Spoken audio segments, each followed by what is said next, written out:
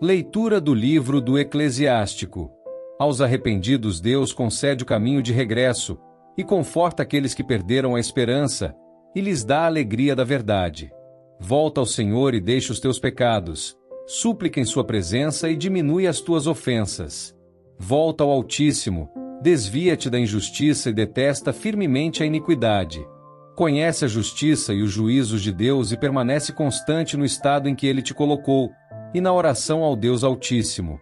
Anda na companhia do povo santo, com aqueles que vivem e proclamam a glória de Deus. Não te demores no erro dos ímpios, louva a Deus antes da morte. O morto, como quem não existe, já não louva. Louva a Deus enquanto vives, glorifica-o enquanto tens vida e saúde.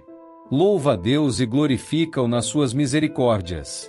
Quão grande é a misericórdia do Senhor, e o seu perdão para com todos aqueles que a Ele se convertem. Palavra do Senhor. Graças a Deus.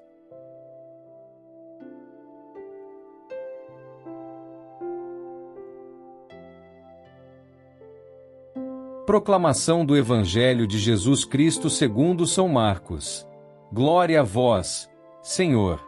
Naquele tempo, quando Jesus saiu a caminhar, veio alguém correndo, ajoelhou-se diante dele e perguntou: Bom mestre, que devo fazer para ganhar a vida eterna?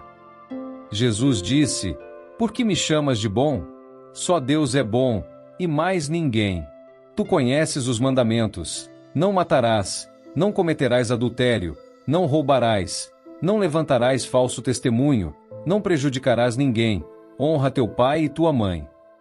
Ele respondeu: Mestre, tudo isso tenho observado desde a minha juventude.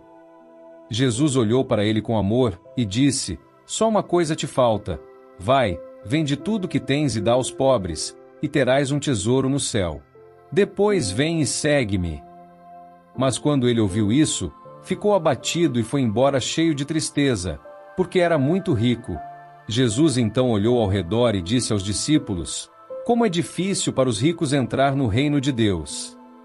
Os discípulos se admiravam com estas palavras, mas ele disse de novo: Meus filhos, como é difícil entrar no reino de Deus.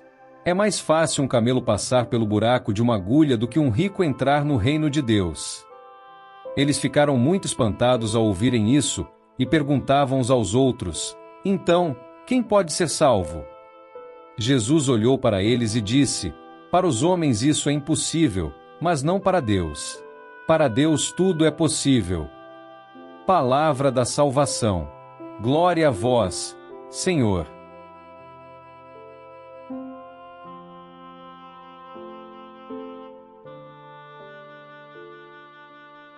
Queridos irmãos e irmãs em Cristo, imagine-se correndo ansiosamente ao encontro de alguém que você acredita ter todas as respostas.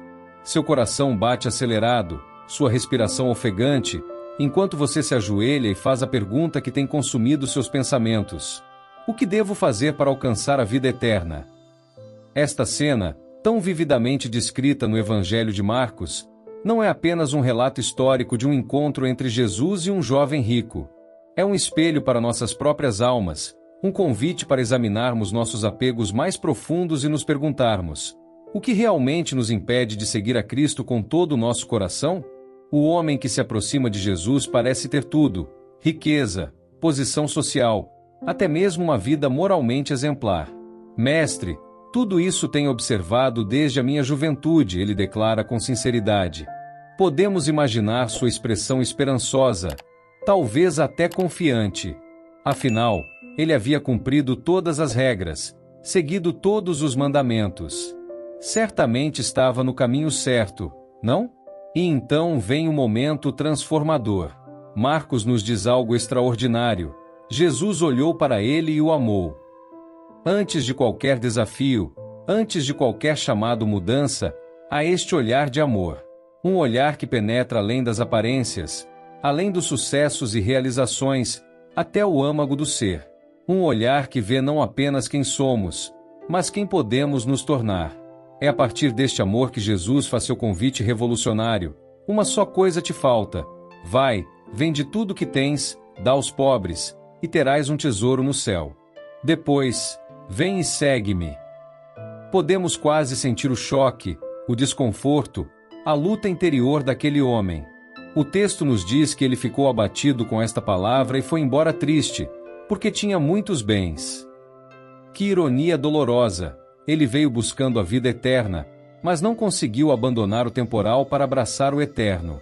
Nossa primeira leitura, do livro do Eclesiástico, nos oferece uma perspectiva complementar sobre este tema de arrependimento e conversão.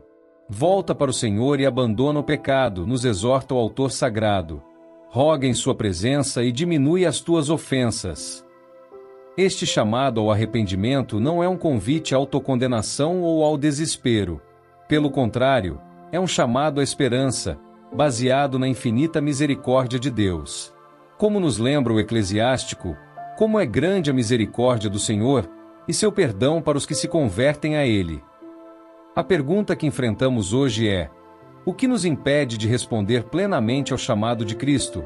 Quais são os muitos bens aos quais nos agarramos tão desesperadamente que nos afastamos tristes quando somos chamados a renunciar a eles? Para o jovem rico, o obstáculo era literal, suas posses materiais. Mas para nós, os muitos bens podem assumir formas diversas. Podem ser relacionamentos que sabemos não serem saudáveis. Podem ser hábitos que nos escravizam.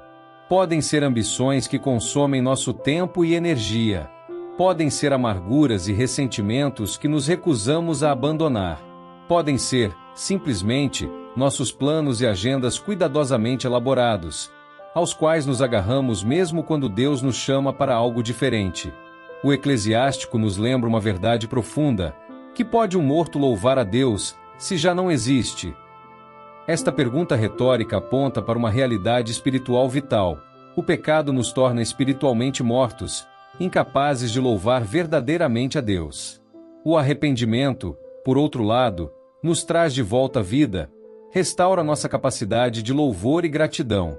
Jesus, observando a tristeza do jovem rico ao se afastar, faz uma observação que deve nos sacudir: como é difícil para os que têm riquezas entrar no reino de Deus. E para enfatizar o ponto, acrescenta: é mais fácil um camelo passar pelo fundo de uma agulha do que um rico entrar no reino de Deus. Os discípulos ficam atonitos, e com razão. Na mentalidade judaica da época, a riqueza era frequentemente vista como um sinal da bênção de Deus. Se até mesmo os abençoados com riquezas têm dificuldade em entrar no reino, perguntam-se eles: quem pode ser salvo? A resposta de Jesus é ao mesmo tempo desafiadora e repleta de esperança. Para os homens isso é impossível, mas não para Deus. Para Deus tudo é possível. Esta, meus irmãos e irmãs, é a boa notícia que precisamos ouvir hoje. Por nós mesmos, não conseguimos nos libertar de nossos apegos. Por nós mesmos, não podemos realizar a transformação radical que o Evangelho exige. Mas o que é impossível para nós é possível para Deus. Pensem por um momento na metáfora do camelo e da agulha. A imagem é deliberadamente absurda, impossível. Jesus está nos dizendo que, sem a graça transformadora de Deus, não podemos entrar no reino. Mas com Deus, até mesmo esta impossibilidade se torna possível. O Eclesiástico nos dá uma orientação prática sobre como cooperar com esta graça transformadora. Volta para o Senhor e abandona o pecado. Ora em sua presença e diminui as tuas ofensas. Volta para o Altíssimo e afasta-te da injustiça. Odeia intensamente o que ele abomina. Este é um chamado à ação concreta, não apenas a bons sentimentos ou intenções vagas. Voltar para o Senhor significa mudar de direção, abandonar caminhos que sabemos serem contrários à vontade de Deus. Orar em sua presença significa buscar um relacionamento real e íntimo com Ele, não apenas cumprir rituais religiosos. Odiar o que Deus abomina significa alinhar nossos valores com os dele, mesmo quando isso vai contra as correntes culturais que nos cercam. Mas talvez o conselho mais poderoso do Eclesiástico seja este: reconhece a justiça e os julgamentos de Deus, não permaneças no erro dos ímpios. Antes da morte, louva a Deus. Em outras palavras, não adie sua conversão. Não presuma ter tempo ilimitado para responder ao chamado de Deus. Agora é o momento. Hoje é o dia da salvação. O jovem rico do Evangelho foi embora triste. O texto não nos diz se ele eventualmente reconsiderou, se em algum momento posterior encontrou a coragem de abandonar seus bens e seguir a Jesus.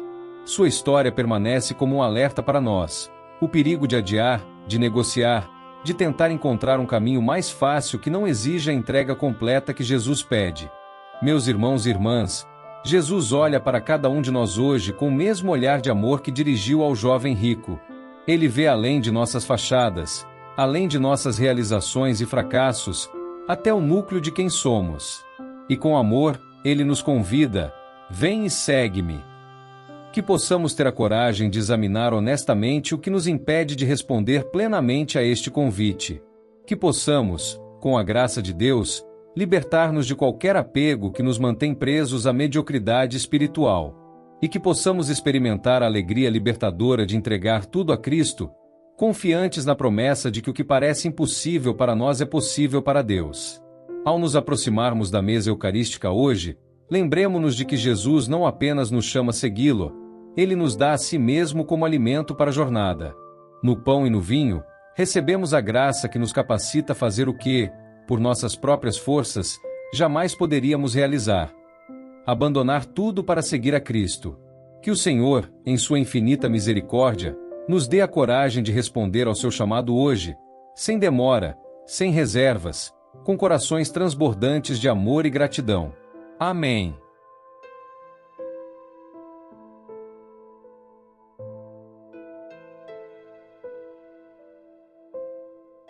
São Miguel Arcanjo, defendei-nos no combate. Sede o nosso refúgio contra as maldades e ciladas do demônio. Ordene-lhe Deus, instantemente o pedimos, e vós, príncipe da milícia celeste, pela virtude divina, precipitai no inferno a Satanás e aos outros espíritos malignos que andam pelo mundo para perder as almas. Amém.